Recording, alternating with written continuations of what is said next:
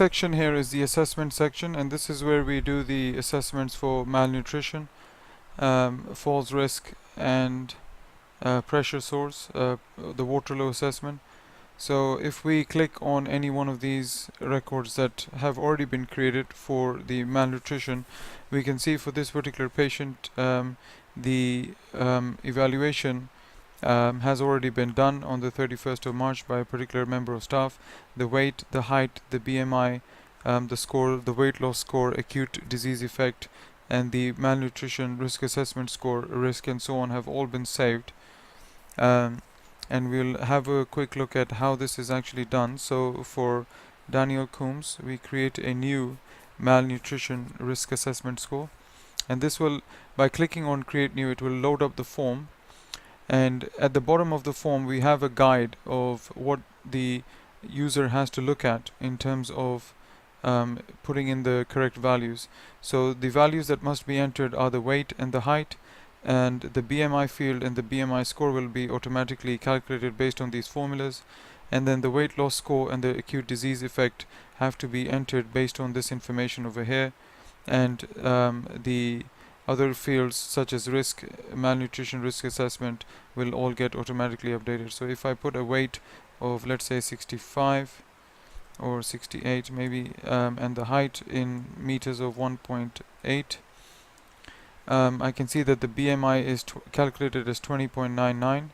Okay, the BMI score is 1. So if we look over here, greater than, so 18.5 to 20 would be a value of 1, which is what we're getting here.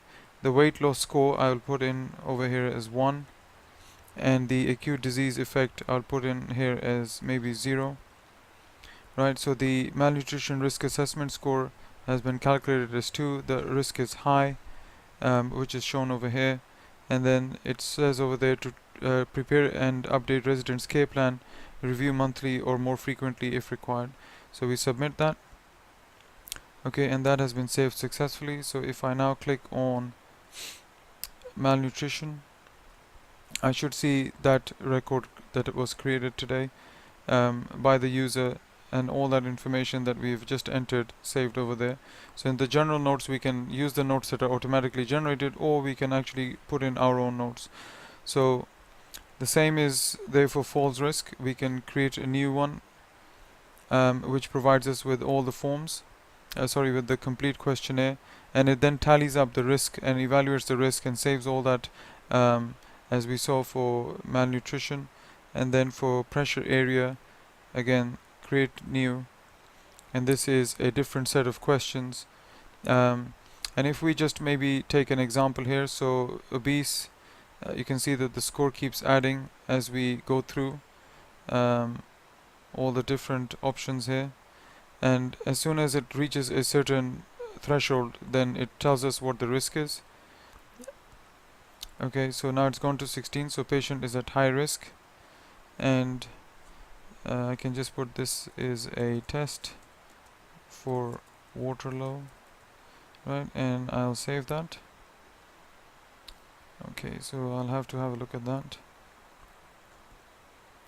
But if we look at the pressure area here,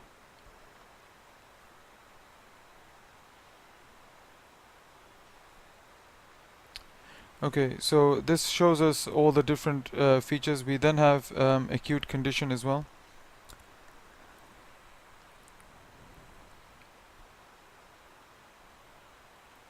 Okay, I'll come to the acute condition in the next video.